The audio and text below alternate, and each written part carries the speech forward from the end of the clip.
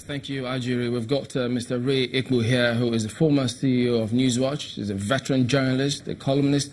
Thank you for coming on this morning. Thank you. Well, we've just listened to the senator, and some of what he said is, look, this bill is not intended to lock down the press, but we've seen you refer to it in some of your columns as a padlock on the press. Is that really the case? Yes, it is. Thank you very much for the question.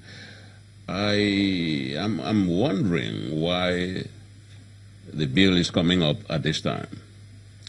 We've had 4 of such bills before, starting from the Obasanjo one in 1977, and then Babangida had 2, and then Abdul Salami had 1.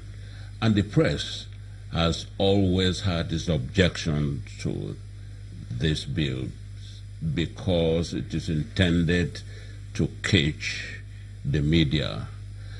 And all of those 4 happened during the military. So it's surprising that during a civilian administration, people elected to improve the country, expand the frontiers of freedom that ought to be available in a democracy are the ones championing a bill like that. It's anomalous. In a democracy, they should be expanding the freedoms that are available to its people. In Ghana, that's what they've done. They have in the Ghanaian constitution, Article 162, Section 2, that explicitly says that there shall be no censorship in Ghana. Very explicit, close to what you have in the American Constitution. Congress shall make no laws abridging the freedom of the press. So you don't buy what the senator says when he says, look, this is to enhance self-censorship by the media, not necessarily government interference. Yes. That's what the senator is saying. You don't agree with that argument? Self-censorship. Yeah. The media does self-censorship on a daily basis. On a daily basis, media get dozens, hundreds of stories, but they pick and choose which ones they think they should send out to the public. That is self-censorship. That is self-regulation. Every medium does that. And of course, there are instruments already. The NUJ has its own committee, the Guild has its committee, and all of this work towards ensuring that the papers do not publish, the television stations do not broadcast, the radio stations do not broadcast what will not be in the public interest. So that self-censorship, that self-regulation is there.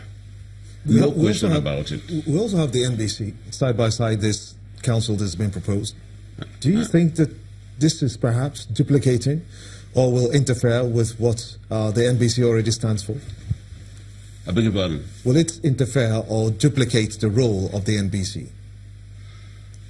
Well, you see, I'm still wondering what is the motive for bringing this bill at this time. And we've seen things, people have been talking, a member of the National Assembly was talking about hate speech. And fake news. Hate speech, yes. And he actually was talking about death penalty for hate speech. And I said, oh my God, in this day and age, he's not talking about hate action. There is a lot of hate action going on in the country. People say, if you don't give us your land, we'll kill you. And they go and kill people. That is hate action. I expect the National Assembly to take action on hate action, not on hate speech. What is hate speech? Very indefinable, very elastic. So I think that the National Assembly should go beyond what it's doing. It should set aside trying to muzzle the press. We fought a lot of trench battles with past governments, civil, military governments, and so on. And that is why we have democracy today. Some of them, the politicians were running away when some of us were put in detention and our papers shut down. So now is payback time. They should actually reward the Nigerian people by making the laws progressive and democratic, laws that can help move the country forward. It's a bad time. The timing is wrong for them to do that. We actually need to strengthen the press. They haven't looked at the nature of communication today. It's what Marshall McLuhan calls the global village. That is where we are now.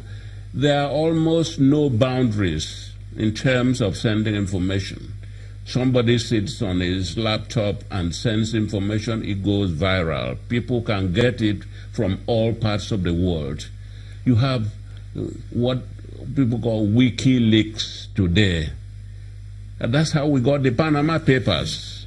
So you can't, it's like trying to hide the sun with your fingers.